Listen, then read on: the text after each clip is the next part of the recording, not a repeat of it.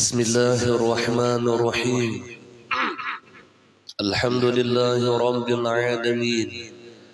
اللهم صل وسلم على سيدنا محمد الأمين وعلى آله وأصحابه إلى يوم الدين. رب اشرح لي صدري ويسر لي أمري واحلل عقدة من لساني يفقه قولي. سبحانك لا علم لنا إلا ما علمتنا إنك أنت العليم الحكيم.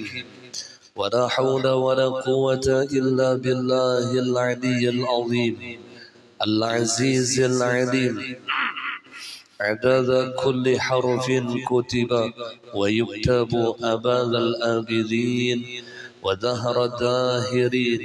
رضي الله عني وعنكم وعن جميع المسلمين. قال المصنف رحمه الله تعالى: ونفعنا به وبعلومه في الدارين آمين. Adapun menghadap kiblat, setengah daripada syarat sahnya salat yaitu menghadap kiblat.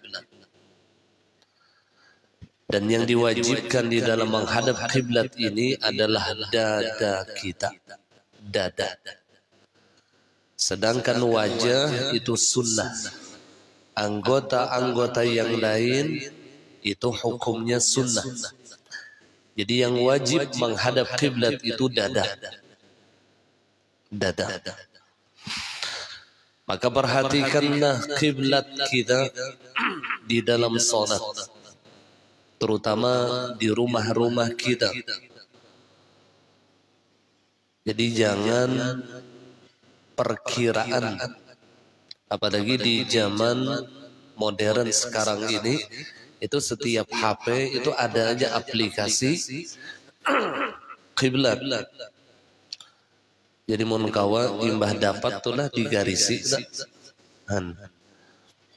Jadi dada kita itu memang betul-betul menghadap kiblat. Kalau di dalam kitab Marah David, Imam Nawawi Al-Bantani beliau mengatakan kiblatnya orang yang berada di Masjidil Haram itu adalah Ka'bah. Jadi Ka'bah itu kiblat bagi orang yang berada di Masjidil Haram. Jadi takuliling di Masjidil Haram di tengah, takuliling. Iya.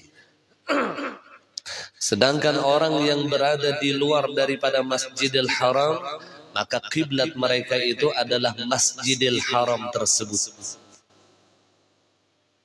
Jadi yang berada di luar Masjidil Haram, kiblatnya adalah Masjidil Haram. Dan orang yang jauh daripada Masjidil Haram, seperti kita di Indonesia, maka kiblat kita adalah kota Mekah. Jadi kota Mekahnya. Namun kita membidik ke Ka'bahnya bilang luput berataan. Karena halus itulah yang dibidik tadi. Jadi jihadnya itu kota Mekah. Orang yang berada di Mekah, maka jihadnya itu adalah Masjidil Haram. Dan orang yang berada di Masjidil Haram, jihadnya itu adalah Ka'bah. Ada sebagian ulama yang berpendapat cukup di Indonesia ini menghadap ke barat, maka itu sudah menghadap kiblat.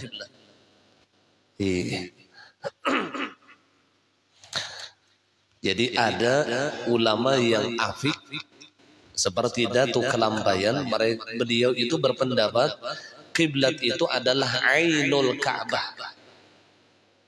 Kiblat itu adalah Ainul Ka'bah. Ini pendapat Datuk Kelambayan. Jadi Datuk Kelambayan itu memang orang yang ahli falak. Jadi beliau pernah membenarkan salah satu masjid yang ada di Jakarta karena masjid itu salah arah kiblatnya. salah arah kiblat masjid tadi itu. Jadi beliau sampaikan kepada jamaah yang ada di masjid tersebut bahwasanya ini masjid bukan menghadap kiblat. Jadi orang-orang yang berada di masjid tersebut menginginkan bukti dengan apa yang diucapkan oleh beliau. Menginginkan buktinya. Jadi bukti yang pertama secara ilmiah beliau menyampaikan tentang ilmu falak di dalam mencari arah kiblat. Itu bukti yang pertama. Dan bukti yang kedua dengan karamah. Jadi bukan hanya semata karamah, Datuk Kelampayan itu membuktikan kepada mereka, tapi dengan ilmiah. Ilmiah tadi ya ilmu falak. Di ilmu falak itu kawa mengetahui arah kiblat kawa.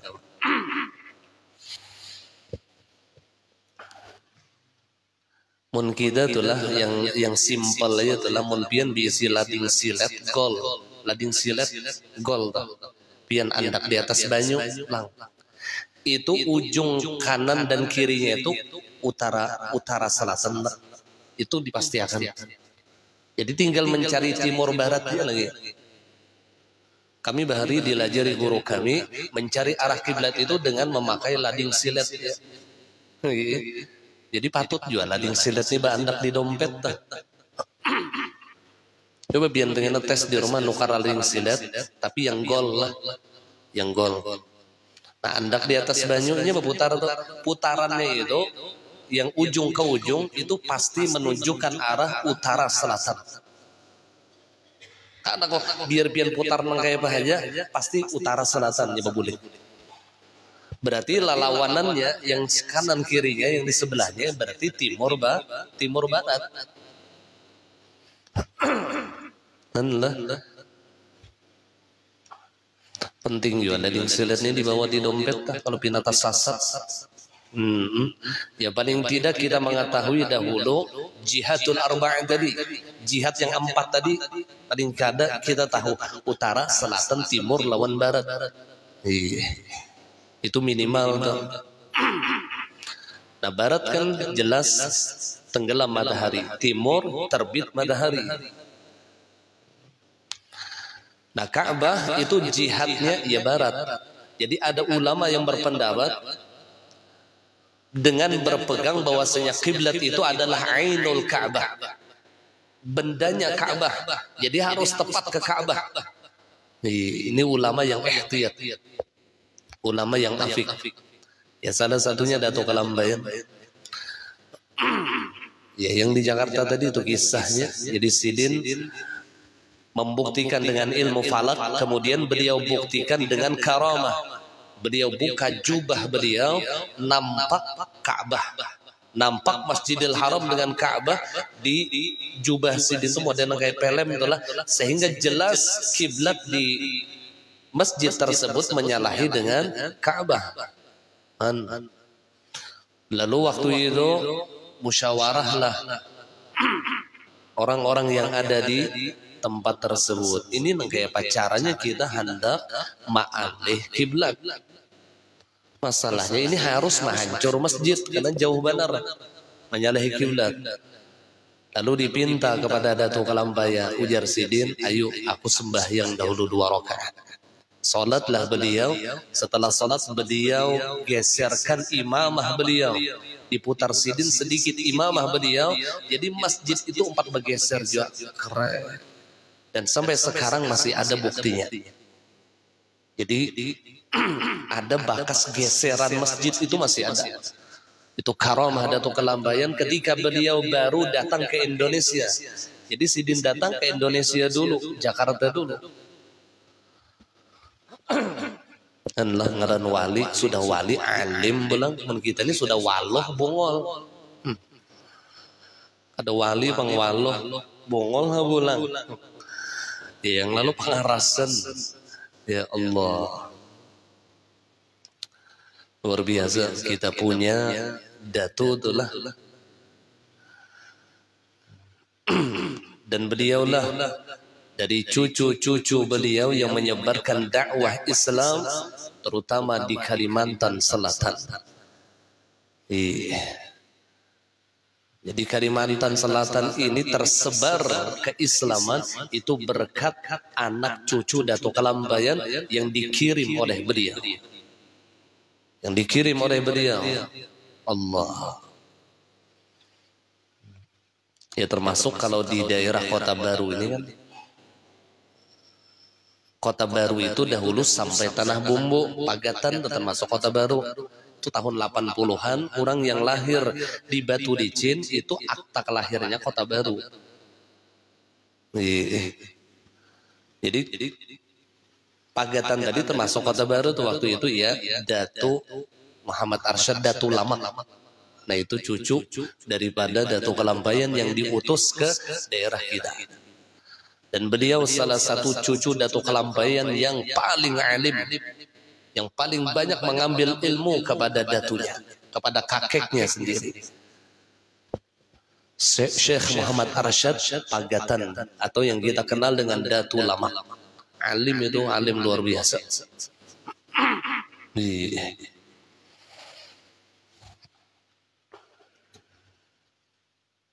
Kalau di Kota Baru sini emang kada tahu Bang Ulun. Yang kada tahu ada kadadanya tuh kada tahu wallahu alam, tapi yang jelas belum ada Bang lagi lah infonya dah. Cucu atau anak Datuk Kelambayan yang di Kota Baru ini kada ada.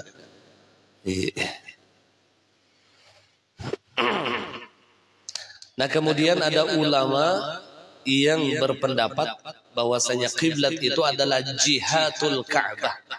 Ada yang ainul Ka'bah, ada yang jihatul Ka'bah. Jihadnya bukan bendanya. Kalau ulama yang ihtiyat tadi ainnya, bendanya, bukan hanya jihad tapi ainnya.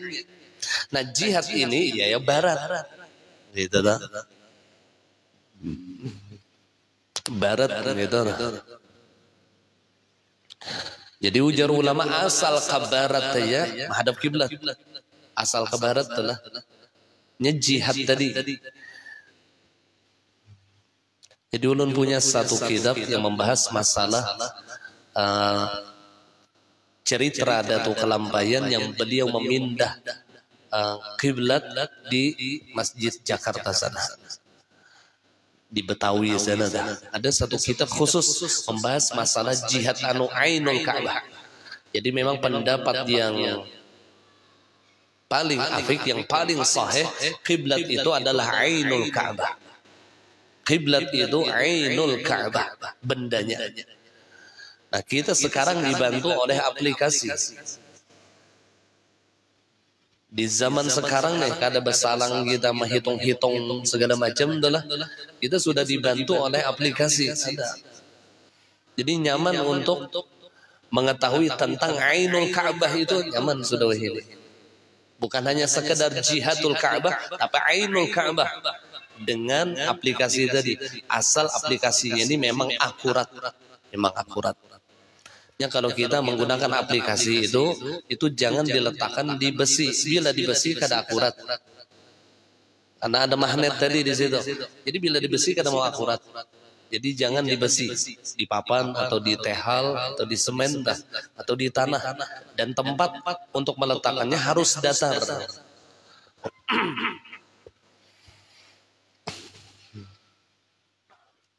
Jangan diisi rumah, tamu ada, tamu nih datang, hendak sumbayang di mana kiblat, bingung ampun rumah. Karena yang ampun rumah nih kada suah sumbayang. Tohok mencari kiblat kira-kira pas menghadap WC itu aja. Ampun rumah kada sumbayang juga, jadi kan tahu arah kiblat. Ya Rasulullah kasihan.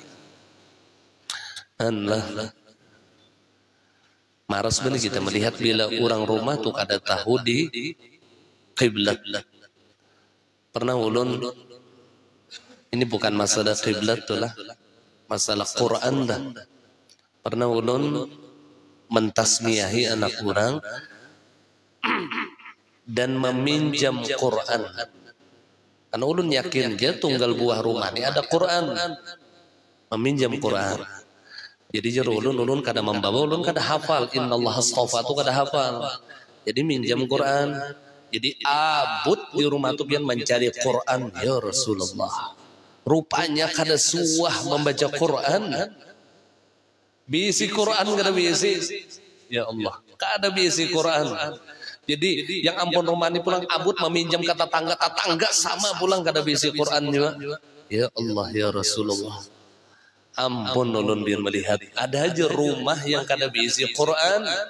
Wal'iyadzu billah. Bertamu ulun rumah yang kada bisi Quran. Ya Rasulullah.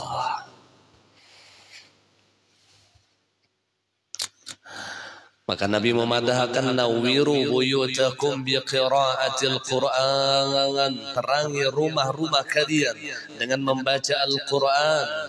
Artinya bila ada aja Qurannya mau aja terbaca. Mun kada ada Qurannya kayak apa membaca. Jadi rumah kita itu akan diterangi dari nur. Nurullah, cahaya Allah. Jadi nur itu bisa diartikan rahmat, bisa diartikan hidayah, kan macam-macam terjemah daripada nur tadi. Jadi apabila rumah itu sering dibacakan Quran, maka rumah itu banyak diturunkan dengan rahmat dan hidayah dari Allah. Rahmat tadi turunan ke dalam rumah tadi. Nih. Kemudian maka ketika kita menghadap kiblat, maka pusatkan perhatian engkau ke arah Baitullah. Pusatkan perhatian engkau ke arah Baitullah. Dada kita nih. Dada kita.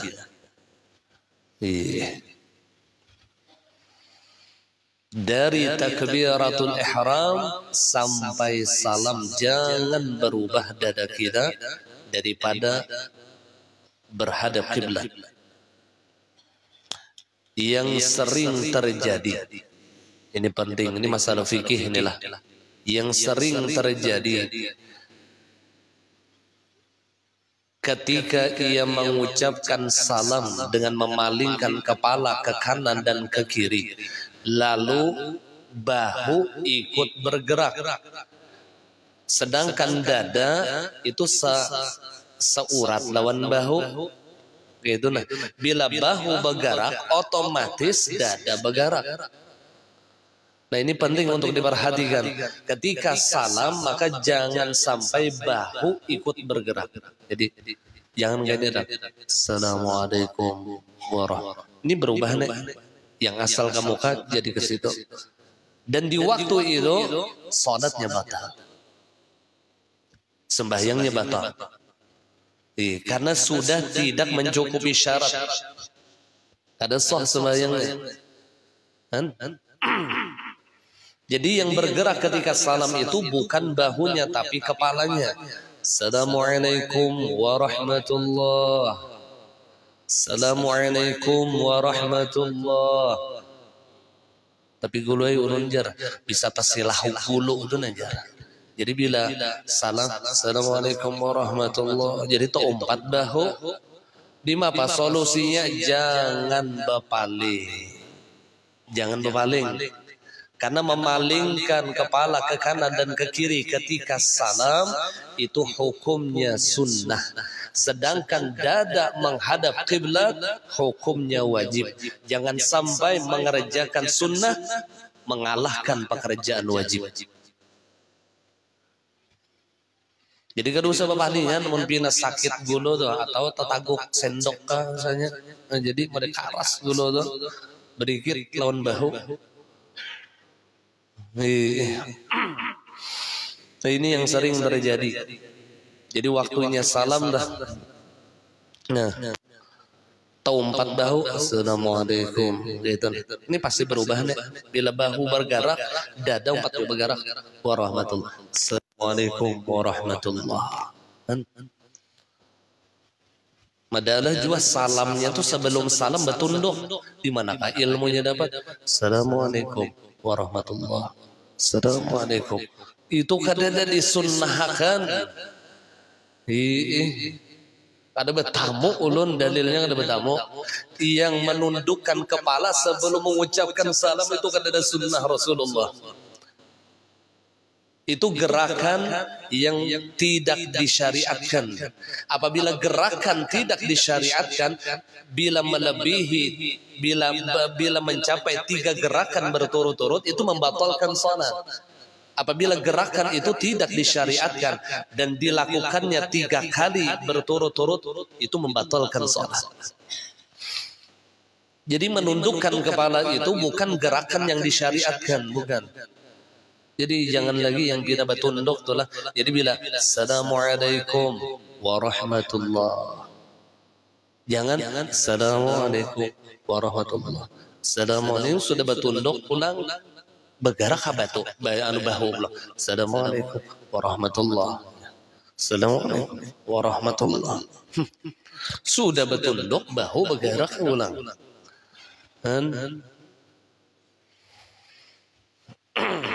Menyalahi arah kiblat, hati-hati itulah. Jadi yang bergerak itu kepalanya aja. Kepalanya aja. Berapa derajat nih? 45 derajat lah. Jangan 180 mati akan 360 mati lon gila-gilanya kira-kira. 45 derajat itulah itu yang maksimalnya. Artinya seandainya ada orang yang ada di belakang kita, maka ia melihat akan pipi kanan kita. Itu tuh salam yang sempurna. Assalamualaikum warahmatullah. Jadi bila ada orang di belakang kita, ia melihat pipi kanan kita. Ke kiri pun juga Assalamualaikum warahmatullah. Seandainya ada orang yang di belakang kita, ia melihat pipi kiri kita. Itu salam yang akmal. Dan jangan menggerakkan bahunya. Yang pertama, itu yang sering terjadi kesalahan. Yang kedua, ini yang berubah kiblat adalah berubah kiblat. Waktu orang tadi sakit batis. Sakit batis adalah lalu hendak duduk tahiyat akhir. Nah, hendak duduk tahiyat akhir. Pas mbak sujud tulah bersujud. Nah, ya. Model kita. Arit batis. Nah, lalu taubah kasih itu. Taubah atau orang ini kalau makan misalnya lalu taubah kiblatnya tadi ulun masalahnya jadi wani memadakan ini ulun melihat langsung dah. Jadi yang asalnya dadanya menghadap kiblat akhirnya ke kanan kiblat. Kayak itu berubah nah kayak itu akhirnya padahal kaifiyat duduk tawarruk di dalam tahiyat akhir itu hukumnya sunnah. Perhatikan cara duduk tahiyat akhir dengan duduk tawarruk itu hukumnya sunnah. Yang wajib itu duduknya, bukan caranya. Jadi apabila kita memakai duduk tahiyat akhir ini akan merubah arah kiblat, maka pakailah duduk tahiyat awal, yaitu dengan iftirash. Seperti ini saja. Kalau duduk tahiyat akhir kita merubah arah kiblat, maka pakai duduk iftirash. Iftirash seperti ini pasti menghadap kiblat. Kalau nang kayak ini misalnya tawarruk lalu berubah arah kiblat, jangan memakai duduk tawarruk. Karena duduk tawarruk itu hukumnya sunnah bukan wajib. Jadi sembahyang itu bersila kan boleh. Bersila boleh. Yang wajib itu duduknya, bukan caranya.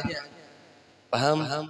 Duduknya yang wajib, caranya yang sunnah. Ini banyak orang yang salah paham masalah ini. Yang wajib itu duduknya. Jadi munbian sakit batis atau apa, kada kawat duduk tahiyat awal, kada kawat duduk tahiyat akhir, bersila bawa. Sah aja sembahyangnya sah. Yang wajib itu duduknya, bukan kaifiyatnya. Jadi kalau sunnah itu akan mengalahkan gawian wajib, maka lebih baik tinggalkan sunnah.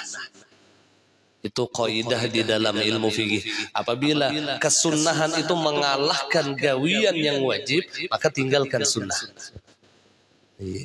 Misal pian tadi mengarasi duduk tawarruk, akhirnya berubah arah kiblat, lebih baik tidak memakai duduk tawarruk. Paham kira-kira? Ini masalah fikih nih. Nah kemudian ini fikihnya nih lah. Ini yang garannya Jarsidin Zahirut Taqwa. Zahirut Taqwa itu ya fikih yang mengikuti Rasulullah. Fikih yang mutaba'ah kepada Rasul. Itu namanya Zahirut Taqwa. Nah kemudian beliau mendalami lagi tentang hakikat daripada menghadap kiblat. Oleh sebab itu hendaklah wajah hati engkau selalu menyertai anggota badan engkau. Wajah hati nih, kalau dada kita selalu menghadap kiblat, maka seyogianya hati kita pun juga selalu menghadap akan Allah. Qiblatul sadri al-Ka'bah wa qiblatul qalbi Allah. Kiblatnya dada itu adalah Ka'bah dan kiblatnya hati adalah Allah. Ketika orang menghadap Ka'bah, maka ia tidak menghadap ke arah yang lain. Kadang menghadap ke arah yang lain. Sama halnya ketika hati seseorang itu menghadap Allah, maka tidak ada lagi yang menghadap kepada akwan, kepada makhlukat, kepada kainat. Ada lagi. Ini hakikat daripada wajjahtu wajhiya lilladzi fatara as-samawati wal ard. Aku hadapkan wajah hatiku. Wajjahtu, aku hadapkan wajah hatiku kepada siapa? Lilladzi fatara as-samawati wal ard. Kepada Zat yang menciptakan 7 lapis langit dan 7 lapis bumi. Jadi di dalam salat itu ada 3 kiblat. Ada 3 kiblat. Ini kata ulama. Yang pertama, qiblatus sadri, kiblat dada adalah Ka'bah. Yang kedua, qiblatul ain, kiblat mata. Jadi mata kita pun juga punya kiblat. Jadi kada sembahyang kasih tahu kamari mata tu kada. Qiblatul ain, kiblat mata, maudhi'us sujud, tempat sujud. Jadi tempat sujud itu adalah kiblat mata kita. Jadi mata itu ke tempat sujud gitu. Bahkan kata ulama wa in kana amamal Ka'bah, sekalipun ketika ia berada di hadapan Ka'bah. Sekalipun ketika ia berada di hadapan Ka'bah, yang dipandangnya adalah tempat sujudnya. Kemudian yang ketiga adalah qiblatul qalb, yaitu kiblat hati. Maka kiblat hati kita adalah Allah. Maksud Allah yaitu rahmat Allah. Itu maksudnya. Hati kita ini menghadap Allah. Kadang membayangkan Allah di hadapan seorang, lalu ada tulisan alif lam awal lam akhir bercahaya. Itu syirik dengannya. Jadi ujar guru ulun, menghadap hati kita kepada Allah, maksudnya menghadap hati kita kepada anugerah Allah. Jadi hatinya selalu memandang fadlullah wa rahmatuh. Yang dipandang oleh hatinya di dalam salat adalah anugerah dan rahmat Allah. Di pintangan mana anugerah dan rahmat Allah? Di pintangan inya kawa menggawi sembahyang, nampaklah di situ anugerah dan rahmat Allah. Ketika ia takbiratul ihram, nampak di situ anugerah Allah.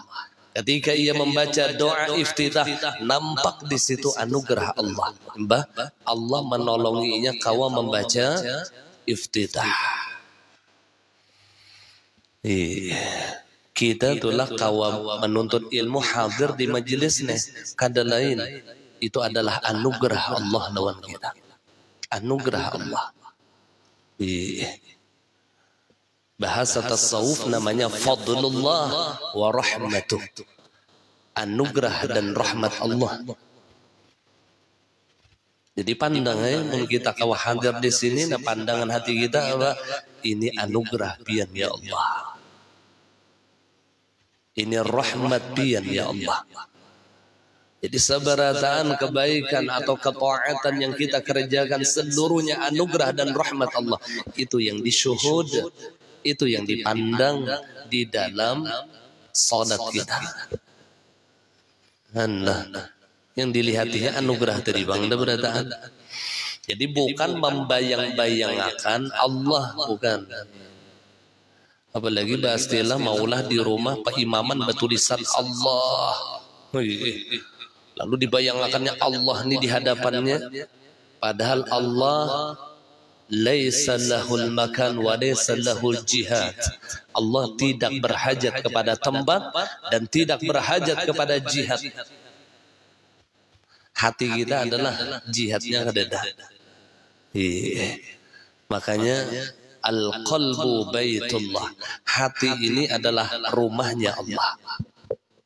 Al-qalbu baitullah. Hati itu adalah rumahnya Allah.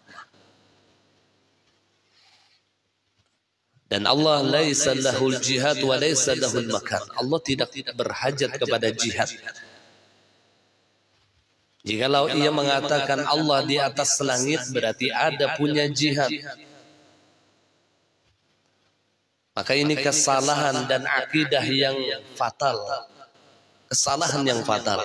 Apabila ia meyakinkan Tuhan ada di atas, luput. Jadi Tuhan itu kada di atas, kada di bawah, kada di kanan, kada di kiri, kada di muka, kada di belakang, kada di luar, kada di dalam, tapi ada. Kan gitu aja. Ada. Jadi cukuplah bagi kita orang yang beriman meyakinkan Allah Ta'ala itu ada. Itu cukup sudah. Dan tidak perlu mencari tahu di mana adanya Allah. Sampai hari kiamat kita akan bertemu. Cukup keyakinan kita Allah Ta'ala itu mawjudun bila makan.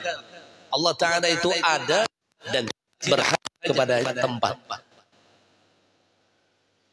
Allah Ta'ala itu ada dan tidak berhajat kepada jihad. Cukup di situ aja batas keyakinan kita. Jangan hendak ditinggi-tinggi lagi. Karena Allah Ta'ala tuh berasuk lawan diri kita, parah lagi, berarti bertempat ngerennya. Yang hendak sembahyang tuh berpajam dahulu merasuk Allah Ta'ala. Yang kawa merasuk itu hantu. Jadi Allah Ta'ala tuh kada berasuk gitu, bang. Yang berasuk tuh luput. Dan hati-hatilah ajaran-ajaran yang menyimpang nih lah. Ada ajaran yang berasuk begitu tuh ada. Jadi di pada haknya Allah Ta'ala meliputi dirinya. Maksud meliputi itu dengan ilmu. Wa ahatallahu bikulli syai'in ilma. Meliputi oleh Allah dengan tiap-tiap sesuatu dengan ilmunya. Ilmunya Allah yang meliputi. Kadang datnya undatnya tuh baik ikong ngarannya Allah Ta'ala. Iya yang akhirnya undat Tuhan. Tapi makan gancang aja sidin tadi. Guring rinok aja mun jadi Tuhan. Tuh harus sebab memakanan lagi. Guring jangan lagi. Kawin jangan. Ngaran Tuhan. Ya Allah ya Rasulullah. Hati-hati salah akidah. Kalau salah di pintangan fikih paling tinggi haram. Tapi salah di pintangan akidah itu akan menyebabkan dia keluar dari Islam atau murtad. Jadi keyakinan ahlu sunnah wal jamaah Allah ada dan tidak berhajat kepada tempat dan jihad. Allah Ta'ala itu mawjud. Allah itu adalah ismun lidzatil wajibil wujud. Jadi bukan Allahnya, Allah Ta'ala itu nama. Allah Ta'ala itu nama bagi siapa? Lidzatil wajibil wujud, bagi zat yang wajib adanya.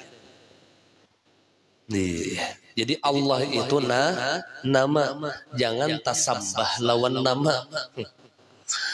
Tuhan nama gila, Tuhan nama. Yang ampun nama tadi ia zat yang wajib ada.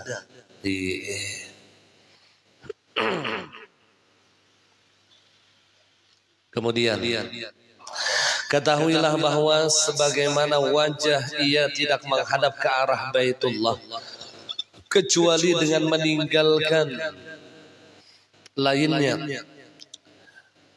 Demikian pula hati tidak menghadap Allah Subhanahu wa taala kecuali dengan mengosongkan dari selainnya. Nah, ini perumpamaan ketika dada kita menghadap kiblat berarti kita kada menghadap ke lain. Kada menghadap ke lain. Demikian kata beliau ketika hati kita menghadap Allah berarti hati kita kada menghadap selain daripada Allah. Dan ini ketika kita menghadap kiblat sudah disyuhud pada batin kita. Waktu berdiri itu sudah pandangan kita seperti ini. Maka tujukan hati kita kepada anugerah Allah. Anugerah. Ya, kunci ma'rifah itu ujar ulama nilai kunci ma'rifah itu di pintangan sembahyang. Kuncinya di situ aja lah. Ini yang ujar Rasulullah, wa ju'ilat qurratu 'aini fis shalah. Dijadikan pendingin mataku, penyejuk hatiku ketika aku berada di dalam salat. Jadi ma'rifah itu bukan pintangan pandir, bukan pintangan tamat kitab, bukan pintangan lulusan mananya kada, tetapi bagaimana salatnya. Bagaimana salatnya? Apakah hatinya menghadap Allah? Dan ketika hatinya ma'rifah maka Allah akan memberikan rasa nikmat di dalam salatnya tadi. Sebagaimana Nabi yang dikatakan oleh Rasulullah, wa ju'ilat qurratu 'aini fis shalah. Dijadikan pendingin mataku, penyejuk hatiku ketika aku berada di dalam salat. Kita ini pernahlah merasa nikmat tuh sembahyang? Allah. Maka sekedar kenikmatan di dalam salat, sekedar itulah ma'rifah kita. Jadi ukuran ma'rifah itu di pintangan sembahyang. Allah, rasa sejauh kita ini daripada ma'rifat. Hanya takbiratul ihram yang diganang warung sudah. Kasih itu kemari hati kita kada lagi menghadap Allah.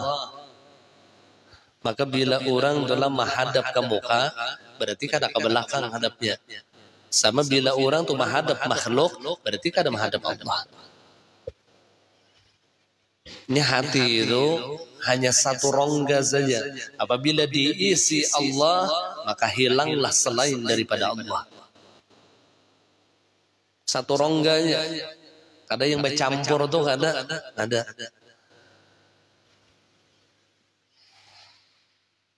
Undajar ingat Allah Ta'ala, ingat dunia juga. Ada mau nang itu. Ada mau bercampur. Bila ingat Allah, maka hilanglah akwan. Hilanglah aghyar. Hilanglah selain daripada Allah.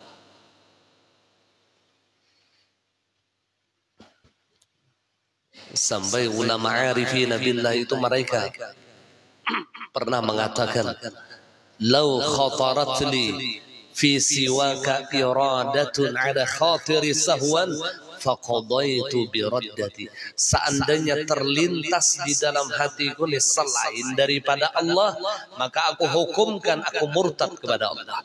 Saking ngalihnya hati orang yang arifin billah itu kada ingat lawan Tuhan. Saking ngalihnya. Mun kita ngalih bana mengingat akan Tuhan. Sedangkan mereka sulit untuk menghilangkan Tuhan di dalam hatinya. Kada kawa menghilangkan. Allah. Jawaban lawan kita. Ini kita mengisah hati para arifin billah. Jangan merasa kira-kira hati undang kayak itu. Jangan. Ini mengisah hati wali kita nih. Mereka sulit melupakan Allah, sedangkan kita sulit mengingat Allah. Karena Allah yang mengingatkan mereka. Mun kita masih di pintangan kita yang hendak ingat lawan Allah. Sedangkan orang yang arifina billah, Allah yang mengingatkan mereka. Allah yang mengingatkan. Ini yang di dalam Al-Quran, fadhkuruni adzkurkum. Fadhkuruni, ingatlah kalian kepada aku, kata Allah, maka akan datang masanya aku yang mengingat kalian. Jadi memang awalnya itu dasar melatih hati untuk mengingat Allah, melatih lisannya untuk berzikir kepada Allah, itu awal perjalanan. Setelah ia wasil kepada Allah, adzkurukum, aku, kata Allah, yang mengingat kalian. Sehingga ketika Allah yang mengingatnya, hatinya sulit melupakan Allah. Dalam keadaan apapun juga. Ya Rasulullah, luar biasa hati orang yang arifin billah ini, luar biasa. Ma ra'aitu syai'an illa ra'aitullah fi. Tidaklah aku melihat akan sesuatu melainkan aku melihat Allah di dalam segala sesuatu. Mudah-mudahan hati kita diterangi oleh Allah dengan cahaya ma'rifah.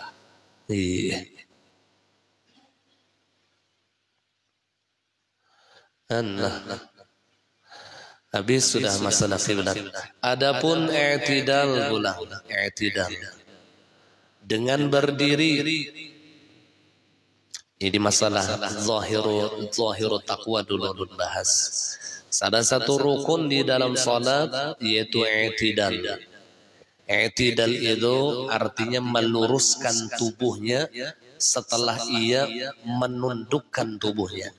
Imbah ruku diluruskan. Namanya i'tidal. Diambil daripada wazan i'tadala, ya'tadilu i'tidalan fahuwa mu'tadil. Jadi lurus. Itu arti daripada i'tidal, meluruskan tubuhnya. Sehingga i'tidal itu sama seperti berdiri betul. Kesalahan yang terbanyak di dalam i'tidal, ketika berdiri betul, tubuhnya tegak lurus. Ketika i'tidal betunduk. Nah ini banyak nih. Kada lurus bujur tuh. Samiallahu liman hamidah. Model kada lurus. Waktu berdiri gini. Pas samiallahu liman hamidah. Kayak ini aja. Karena ini siap-siap hendak sujud. Ini kada sah i'tidalnya. Apabila i'tidalnya kada sah, maka salatnya pun juga kada sah. Jadi kujurakan dulu awak kita. Sami'allahu liman hamid. Kujurakan bujur-bujur. Hanyar sujud. Jangan yang tak bongkok tuh lah. Sami'allahu. Nah, tinggal ini aja. Kada yang bujur-bujur dah. Berarti belum i'tidal. Arti i'tidal meluruskan tubuh.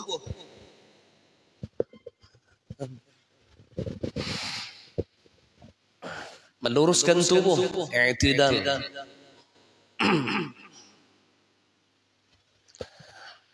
Ini salah satu rukun. Tetapi i'tidal masuk di ruknun qasir, rukun yang pendek. Jadi di dalam salat itu ada ruknun tawil, ada ruknun qasir. Ada rukun panjang, ada rukun pendek. Nah, rukun pendek di dalam salat itu dua. Yang pertama i'tidal, yang kedua duduk antara dua sujud. Itu rukun pendek. I'tidal dan duduk antara dua sujud. Jadi dua rukun pendek ini kada boleh dipanjangkan. Apabila dipanjangkannya, batal salatnya.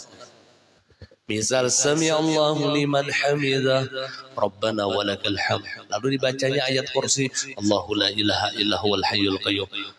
Supaya nahab betul ayat kursi, Fatihah 4 pulang, qul huwallahu ahad. Pada i'tidal, memanjangkan i'tidal itu batal. Karena i'tidal itu termasuk rukun yang pendek. Nah, kecuali ketika di dalam salat sunnah tasbih. Jadi pengecualiannya cuma di dalam salat sunnah tasbih. Karena disunnahkan ketika i'tidal membaca tasbih subhanallah walhamdulillah wala ilaha illallah wallahu akbar 10 kali.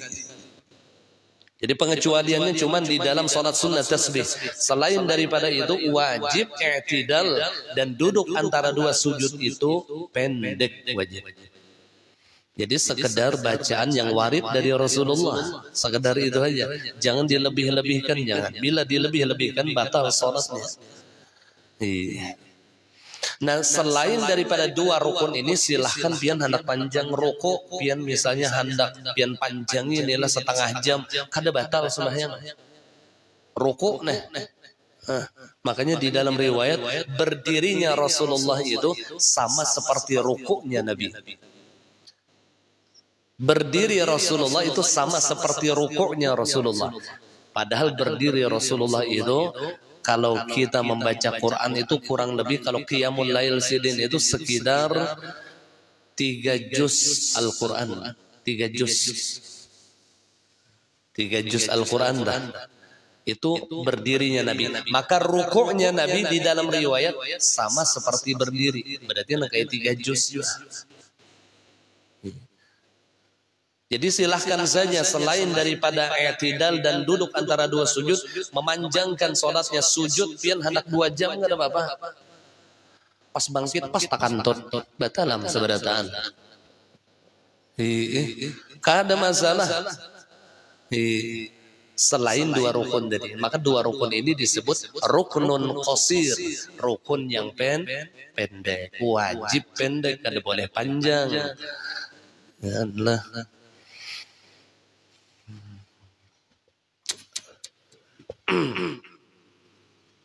I'tidal. Nah kemudian apa hakikat daripada i'tidal? Rahasia di dalam i'tidal ini apa? I'tidal dengan berdiri, ia adalah tampilnya badan dan hati di hadapan Allah Subhanahu wa ta'ala. Ketika itu hendaklah kepala menunduk sebagai peringatan kepada hati agar selalu bersifat tawadhu. Jadi di waktu i'tidal kata Imam Nawawi, tundukkan kepala kita. Sami'allahu liman hamidah. Tundukkan kepala kita. Sebagai isyarat menundukkan hati kita.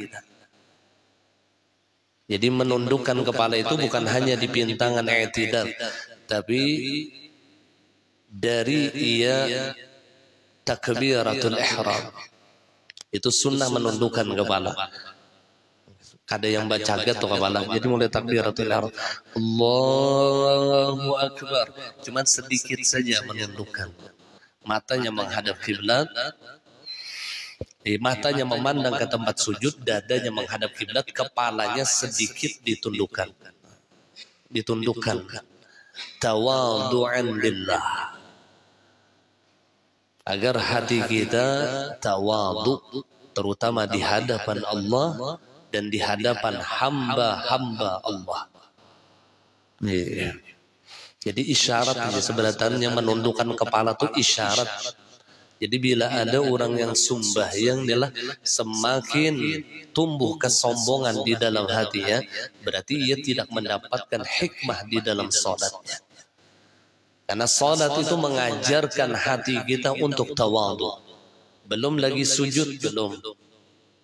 Sujud itu nampak ketawaduan seorang di dalam salat ketika ia melaksanakan sujud. Ia meletakkan anggota yang paling mulia di dalam dirinya ke tempat yang paling hina. Wajah ia letakkan ke lantai. Ini jelas sifat orang yang tawadhu. Makanya sujud itu melebihi daripada rukun yang lain. Kalau rukun yang lain setiap 1 rakaat hanya dikerjakan 1 kali. Fatihah 1 kali, rukuk 1 kali, i'tidal 1 kali. Tapi ketika sujud maka diwajibkan 2 kali. Karena nampaklah sifat kehambaan di waktu ia sujud. 2 kali sujud itu. Dan ini pendidikan terbesar kepada orang yang salat untuk mentawadhu'kan hatinya. Jadi salat itu bukan mendidik kita untuk merasa lebih baik daripada orang lain, tapi mendidik kita untuk bersifat tawadhu. Artinya semakin sering salat seharusnya semakin tunduk hatinya. Itu seharusnya seperti itu. Jadi bukan hanya kepalanya yang ia tundukkan, tapi hatinya yang ia tundukkan. Hatinya yang ditundukkan. Jadi isyarat ini hanya sebagai kepala itu hanya sebagai isyarat. Yang ia itu hati kita. Maka bila sudah orang itu mencapai maqam tawadhu', rafa'ahu Allah. Allah angkat derajatnya. Bukan hanya di dunia, tapi sampai ke negeri akhirat. Man tawadha'a rafa'ahu Allah. Sebaliknya, wa man takabbara, barang siapa sombong, merasa lebih baik, merasa lebih mulia, wada'ahu Allah, maka Allah hantakkan derajatnya. Wal'iyadzu billah. Jadi ketika ia i'tidal, maka tundukkan kepalanya. Tundukkan. Dan tahu ya kalau sudah kaifiat i'tidal lah. Jadi i'tidal itu yang anehnya ini orang i'tidal ini lah. Ulun pernah juga melihat. Nah, sami Allahu liman hamidah. Allah, mode amin itu di manakah ilmunya juga dapat? Padahal setelah ia takbir, yang disunnahkan itu irsal, artinya meluruskan tangan di samping tubuhnya. Jadi sami'allahu liman hamidah, kan tak kayak dihiga awak lagi. Kada perlu yang digoyang-goyang juga. Sami'allahu liman hamidah, kada perlu nggak. Itu orang paski beraka kira-kira. Yang menggoyang tangan itu kada perlu. Jadi cukup meletakkan tangannya di samping tubuhnya dan tidak menggerakkan. Sami'allahu liman hamidah. Nah, itu tuh. Kada yang sami'allahu liman hamidah. Amin. Ada yang sami'allahu liman hamidah. Ada juga nah itu modelnya. Ini ibadah itu bukan menurut kita, tapi menurut bagaimana yang dilakukan oleh Rasulullah. Asalnya nyaman dia berdoa itu mau denang kayak ini nah, mereng sebelah. Kada, itu menurut kita. Seluruh syariat yang kita ikuti adalah Rasulullah. Makanya Nabi mengatakan jelas, sallu kama ra'aitumuni usalli. Salatlah kalian sebagaimana kalian melihat aku salat. Jadi mau kada mau sembahyang itu belajar lawan guru yang ilmunya itu muttasil sampai kepada Habibuna Muhammad sallallahu alaihi wasallam. Mau kada mau. Sehingga salat yang diajarkan oleh gurunya ini ada sanadnya sampai ke Rasulullah.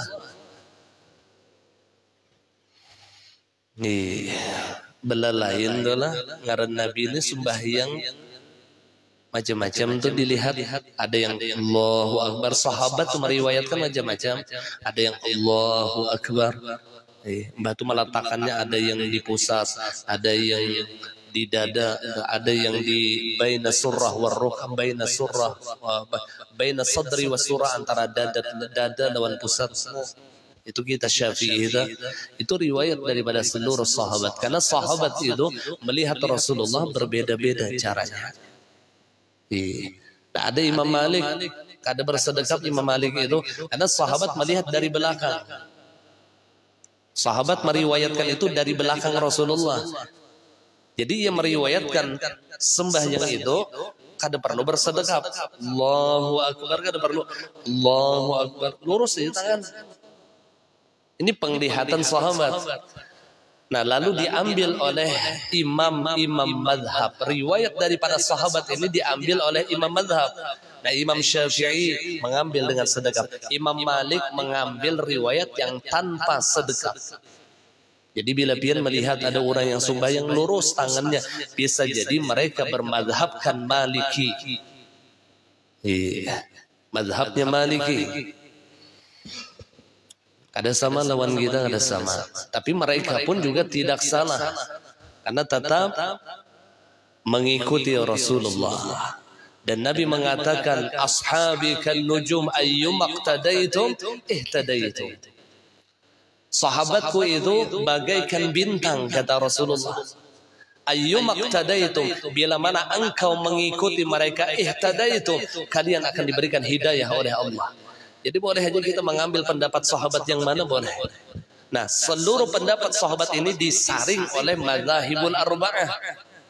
Ya, yang Abu Hanifah, Maliki, Syafi'i dan Hanbali. Ini menyaring seluruh riwayat hadis-hadis Rasulullah tentang berbagai macam syariat telah. Nih, disaring riwayat-riwayat sahabat telah atau perkataan-perkataan Rasulullah itu disaring. Lalu macam-macam telah ada ikhtilaf. Ada ikhtilaf. Kayak kuno itu ikhtilaf dulu nah. Karena memang ada riwayat Rasulullah itu kada berkunut sembahyang subuh. Nah, mengambil riwayat ini adalah Imam Abu Hanifah dan Imam Ahmad bin Hanbal. Kemudian di dalam riwayat yang lain daripada sahabat Rasulullah itu, seumur hidupnya beliau tidak pernah meninggalkan kunut di dalam salat subuh. Yang mengambil ini riwayat Imam Syafi'i dan Imam Ahmad bin Hanbal. Bukan, Imam Syafi'i dan Imam Maliki. Jadi Syafi'i dan Maliki itu berkunut. Hanbali dan Hanafi kada berkunut. Bedanya pulang kunut Maliki dengan Syafi'i. Kalau Maliki itu sebelum ruku'. Kalau Syafi'i sesudah i'tidal. Jadi kalau madhab Imam Maliki, mereka itu membaca doa kunut sebelum mengerjakan ruku, sesudah membaca surah. Batundong membaca surah, Allahumma hdina fiman hadait, hanya ruku. Kalau kita imbah ruku, i'tidal, sami Allahu liman hamidah, baru doa kunut. Macam-macam riwayatnya, seluruhnya bersumber dari Rasulullah. Tetap pegangan mereka apa yang disabdakan oleh Rasulullah, sallu kama ra'aitumuni usalli. Salatlah kalian sebagaimana kalian melihat aku salat. Kita bukan orang yang melihat Rasulullah salat. Siapa yang melihat Rasulullah salat? Sahabat. Lalu sahabat meriwayatkan kepada tabi'in, tabi'in meriwayatkan kepada tabi'ut tabi'in, tabi'ut tabi'in meriwayatkan kepada ulama-ulama kita, sampai kepada guru-guru kita, sampai kepada kita. Gitu tuh. Lalu ada kitab ngarannya. Allah. Ini yang ngarannya sanad dah. Ya orang bahari itu sembahyang beijazah lawan paguruan dah. Ada sembahyang itu beijazah. Dahulu waktu di rumah majelis di rumah tambak tuh lah, itu ulun pernah mengijazahkan sholat beijazah. Dahulu kami mengambil ijazah sholat ini lawan guru kami almarhum guru Syamsuri Ghalib Pakauman. Lawan Sidin Bahari mengambil ijazah sembahyang. Artinya kita melihatin nangkai pak guru kita sembahyang, melihat Sidin. Nah, Mbah Sidin mempraktekkan sholat, baru beliau mengijazahkan apa yang beliau kerjakan tadi di dalam sholat kepada murid-muridnya. Kayak itu tuh cara beijazah sembahyang dah.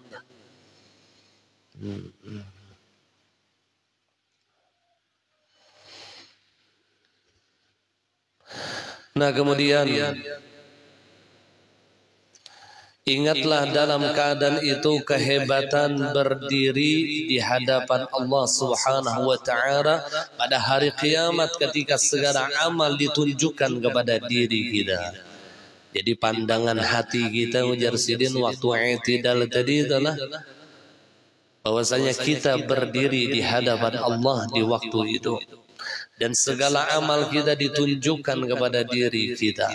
Lalu ada rasa haibah di dalam hatinya di waktu i'tidal. Allah, di waktu i'tidal tadi. Adapun niat wallahu subhanahu wa ta'ala. Pun maaf, minta ridha, minta halal dunia akhirat. Al-Fatihah.